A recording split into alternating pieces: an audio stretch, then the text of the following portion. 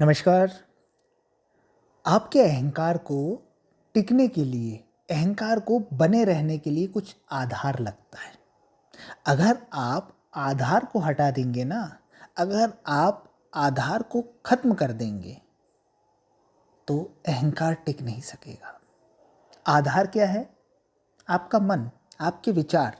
जब तक मन और विचार क्रियाशील है, एक्टिव है, तो अहंकार एक्टिव है। क्योंकि उन विचारों पे जो प्रतिक्रिया करता है, जो संघर्ष करता है, वो अहंकार होता है। और जब आप विचार शून्य हो जाते हैं तो कोई अहंकार नहीं रह जाता।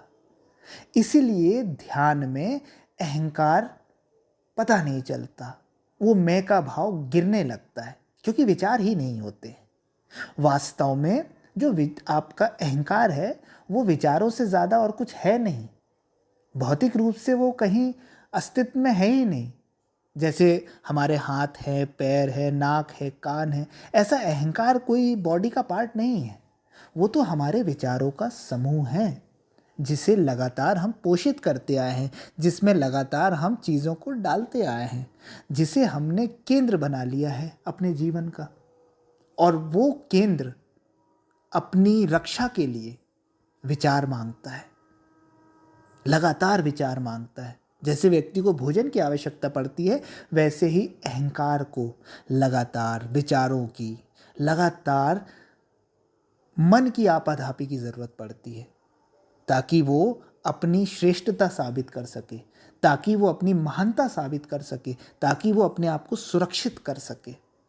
लेकिन अगर ये आधार खत्म हो जाए, आपके भीतर विचार ही ना रह जाए, तो कहाँ अहंकार है?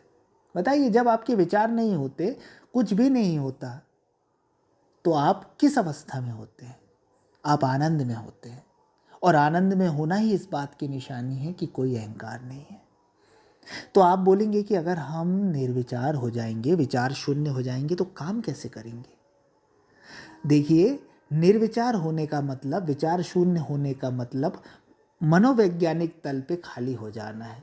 विचार बाहरी जीवन में, बाहरी जगत में, तकनीकी जगत में काम के हैं, भीतर के उसमें नहीं है। भीतर से आप एफर्टलेस हो जाएं, विचार शून्य हो जाएं, और बाहर जो तकनीकी जगत है या दुनिया के व्यवहार है, वहाँ पे विचारों का, मन का प्रयोग करें। और बस आपका अहंकार आधारहीन हो जाएगा, तो अहंकार गिर जाएगा। इसे मानिएगा नहीं, करके देखिएगा, पता चल जाएगा।